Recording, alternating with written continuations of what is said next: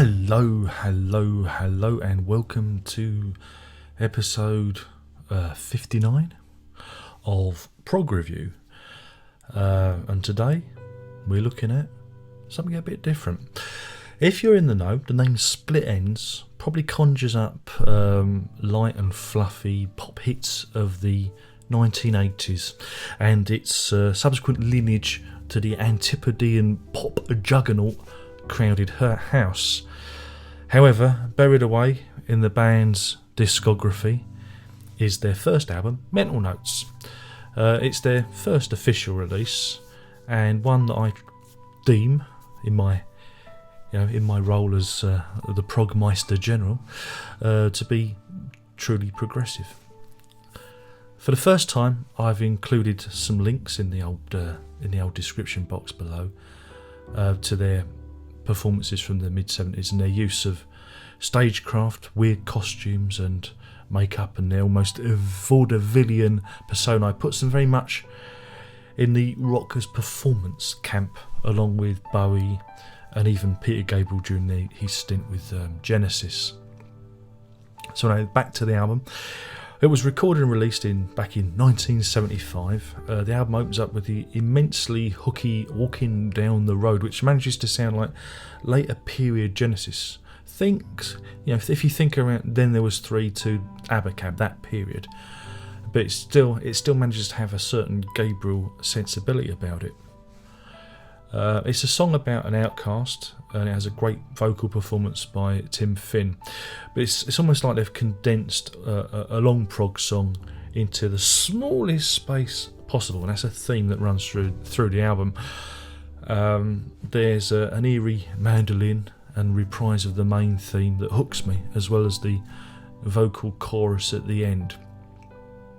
And this is followed by the supremely spooky Under the Wheel, helmed by New Zealand's own troubled musical genius Phil Judd. Go and look him up, and then you'll find the headlines about the various breakdowns and addictions and stalking young girls. But enough of that. We're not here to judge, we're here to talk about this album. And this song is genuinely creepy, with Judd again channeling the singing mannerisms of Peter Gabriel in his full-on weirdo mode. It's a song of desperation, exasperation, again repeats the theme of alienation and the outcast from the previous song.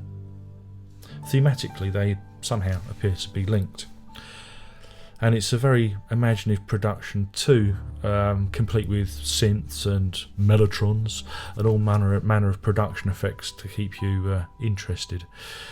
Again, it seems to be another prog masterpiece crammed into 7 minutes 50 seconds. And when the lines "Death, glorious death, is another bed to sleep. Death, glorious death, is just another appointment to keep," it really puts the chills down my spine. The ending is musically akin to something Genesis would go on to do later after Gabriel and Hackett left, and it's weird to think that this music was done a long time first. Then we're into an out-and-out pop song called Amy Darling, but it's delivered in such a manner it sounds like the band has been listening to far too much British pop music. They sound more British than me. But I quite like this song because even though it's meant to be a pop song, there's something inherently wrong with it, and this goes on through the album. They try and be pop in places, but there's this kind of weird kink that kind of distorts what they're doing. They offload that later on in their career, and then they do finally grasp the proper pop sensibility. But yeah, it's a strange one. It is really hard to explain. It's probably the fact that musically the song veers off in many different directions, often with a very prog tangent. Then comes along So Long For Now, which again attempts to be a pop song, but is so left field it hurts. And we head back to experimental territories for Stranger Than Fiction, which is a story song which has a very cinematic introduction with lush guitars and some really spirited drum work. and then it goes all weird. This is Gormenghast in full effect, Mervyn Peake put to song, and that's the best way to describe it. Then Tim Finn delivers a heartbreaking vocal detailing the story of an errant father. You know, and it's more tear-jerking than Roger Waters could muster. He'd be quite jealous of it, actually. Again, it is an epic sort of song squeezed into a tiny little space. It's like they're writing, inscribing the Bible onto a grain of rice. It's that kind of, compression. This segues into the melancholic piano-led Time for a Change, in which Tim Finn delivers a great vocal performance, and the song then soars off halfway through into the distance amid mellotrons, shuffling drums and staccato guitar. Maybe changes tone completely, and the vocals are split between Finn and Judd, and again it's another wonky pop song. Then we hit Titus. It's the second song in the Mervyn Peake trilogy for the album, and it leads us, and it's led by mandolin and more overwrought vocals. Both these songs are in the 3-minute mark and come and go pretty quickly, but again, if you listen to them, they really are packed with musical ideas. There's a lot going on. It's not like it is just like a 3-minute pop song. There's themes and musicianship that a normal band would have taken 10 minutes to deliver, but they've just kind of compressed it. Spellbound, which is the third in the Mervyn Peake trilogy, starts off in a manic way with strum guitars and tinkly piano before Phil Judd delivers another really eccentric vocal performance. And for me, this is probably the weakest track on the album. I'm probably wrong. There'll be probably other people that really like it, but for me, the ideas, they just don't seem to gel very well.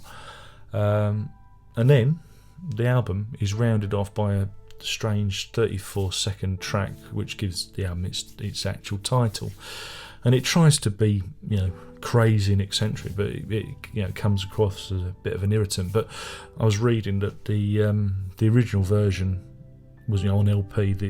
This was meant to kind of run into the run out groove, so the last few words are repeated until you lift the needle off the record. And when they put those songs onto an album, it just doesn't work because it's a repetition.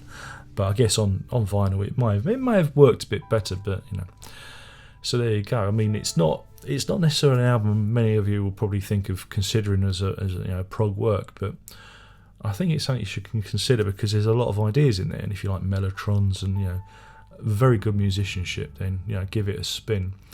The follow-up album, Dysrhythmia, does that sound right? I don't know. It's a bit more poppy, but it's still kind of wonky pop. But this is the real prog masterpiece, if you will. There's also another album called Second Thoughts, which is actually produced by Roxy Music's own Phil Manzanera. He saw them and was so impressed with them, he invited the band over to England, and some of the songs from this album were re-recorded as well as some others, and it was released as Second Thoughts. So you could check that one out as well. It's still going to have the same kind of prog sensibility. So there you have it. Split Ends, Mental Notes. I hope you go off and check that one out. It's an album that I've been enjoying for a while now. Again, they're not a band. If you hear their singles, if you hear them, especially when Neil Finn goes on to create a house, you wouldn't necessarily associate with progressive music, and a New Zealand progressive rock band. But how? But yeah, check them out. It's all rather good. Now for the rating. Well, I'm going to give this 4 Mr. Fuds out of 5. That's 4 Mr. Fuds out of 5. Because I do think it's a remarkable work. But again, Spellbound leaves me a little bit